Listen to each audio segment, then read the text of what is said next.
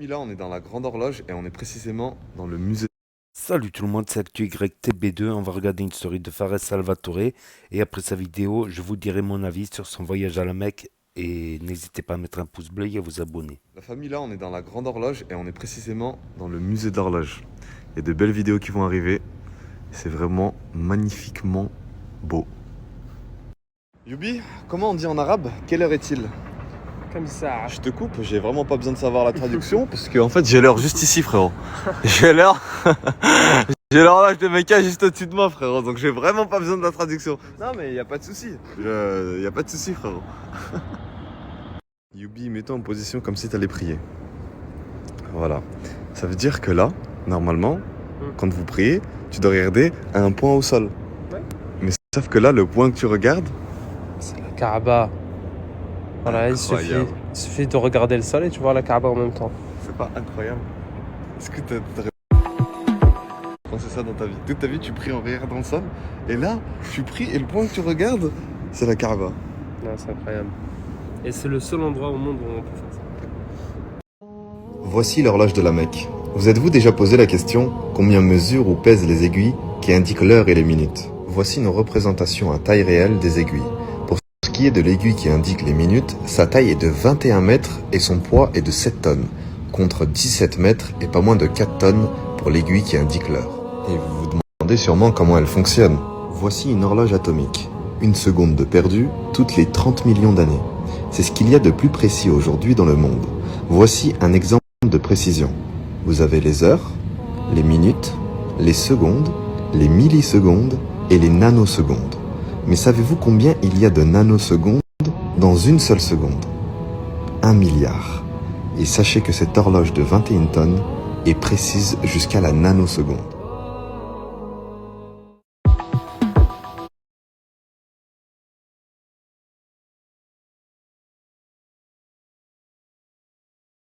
La famille, là, je vais vous publier une vidéo sur comment faire une Umrah. Mais on va pas parler des choses qui sont conseillées, comme par exemple dire telle invocation à tel endroit, boire de l'eau de Zamzam pour faire ci, pour...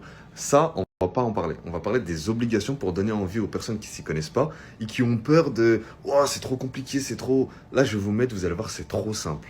Tout d'abord, sachez que je n'ai pas la science infuse. Cette vidéo est à titre informatif et a pour but de partager comment effectuer une Umrah aux yeux des personnes qui, comme moi, pensaient que c'était quelque chose de très compliqué et d'inaccessible. On va parler des piliers des obligations et non pas des choses qui sont conseillées à faire. Tout d'abord, il faut savoir qu'il y a des piliers de la Umrah. Il y a la sacralisation, le tawaf et le sa'i entre Es-Safa et El-Marwa. Et après, il y a les obligations qui sont au nombre de 2. Il y a la sacralisation à partir de l'endroit du début de la sacralisation, qui s'appelle Miqat. C'est un endroit, en fait, même si vous passez en train ou en avion, on va vous prévenir. Donc à partir de là, vous mettez l'intention que vous allez faire une Umrah. Et ensuite, le rasage et le raccourcissement des cheveux. Et vous avez fini votre Umrah. Et tout ce qui vient après, c'est Sunna. C'est conseillé de le faire. C'est pas incroyable comment c'est trop simple. Si j'avais su ça, je serais venu depuis bien longtemps. Moi, je crois que c'est un truc de fou, alors que pas du tout. Et maintenant qu'on a vu comment s'effectuer une Umrah, je peux vous faire une vidéo de comment moi j'ai fait ma Umrah. À tel moment j'ai dit telle invocation, à tel moment j'ai fait ci. Qu'est-ce que t'en penses, Yubi? Oui, c'est parfait. Vas-y. T'as vu, comme ça, je veux pas. Moi je fais un truc, après il y en a qui me disent non, non, non, là faut faire ça, là, on là.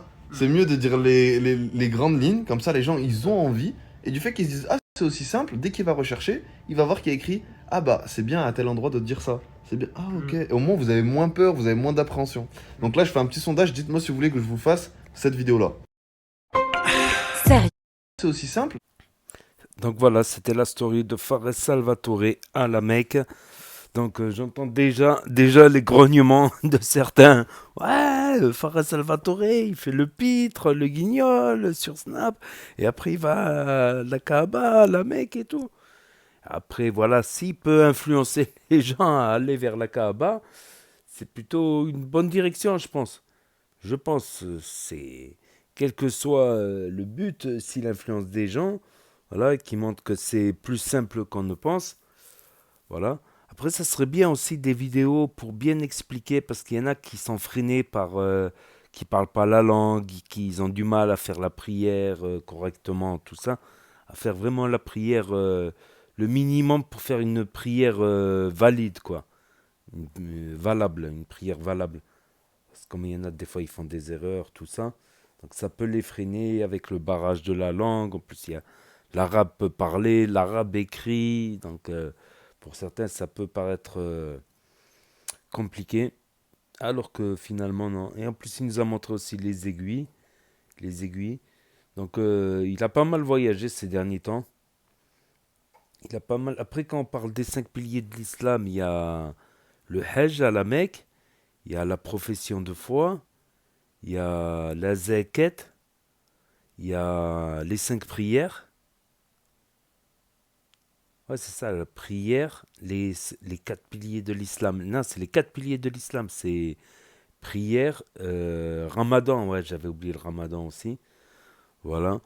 Donc, après, je sais pas si la Umrah, moi personnellement, je sais pas si la Umrah, ça compte pas comme un Hajj. Un Hajj, c'est vraiment à la fin du Ramadan. À la fin du Ramadan. Mais je sais pas si la Umrah elle a la même valeur qu'un Hajj. De toute manière, ça fait des hasanat, tout ça. Puis pour ceux qui y vont, bon, si après être allé à la Mecque, ils sont pires que quand ils étaient avant. Il y en a, ma parole, ils vont, ils font le Hajj, et ils reviennent, ils sont pires. Ils sont pires. Bon, pire que Fares, ce serait d'être dur à trouver, pire que Fares. Voilà.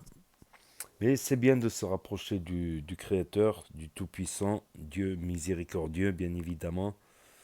Donc, s'il n'y avait pas de miséricorde, je pense qu'on ne serait pas là. Si le soleil continue à briller, c'est vraiment pour les nouveau-nés, pour les enfants. Parce qu'ils sont innocents de tous nos problèmes, tout ça. Donc voilà, c'est intéressant. C'est comme quand j'avais vu aussi les stories de Brulux à la Mecque. Ça m'avait marqué parce qu'il était avec des guides, des étudiants, et ils avaient bien expliqué l'histoire. Ici, il y avait telle bataille, à telle colline, il y avait les archers, ça c'était la bataille d'Uhud. L'autre côté, là-bas, il y avait la bataille de Badr. Là-bas, il y avait le jardin qu'a racheté, comment il s'appelle? Qu'a racheté Othman, radiallah, voilà, pour pouvoir offrir l'eau de la source qui était payante sous l'ancien propriétaire, la faire gratuite ainsi que tous les fruits du jardin gratuits aux habitants de Médine. C'est des histoires, plein d'histoires comme ça il y avait dans les stories de Brulux. Tiens, il y en a que j'ai même pas publié. Elles sont privées côté Nasri 06, NRP 06, l'autre chaîne. Voilà, voilà. C'est le côté historique aussi est intéressant.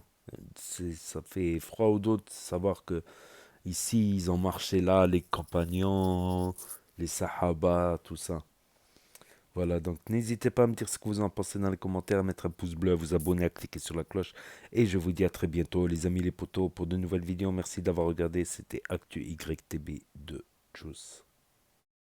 C'est aussi simple, dès qu'il va rechercher, il va voir qu'il y a écrit ah bah c'est bien à tel endroit de dire ça. C'est bien. Ah ok. Et au moins vous avez moins peur, vous avez moins d'appréhension. Donc là je fais un petit sondage, dites-moi si vous voulez que je vous fasse cette vidéo là.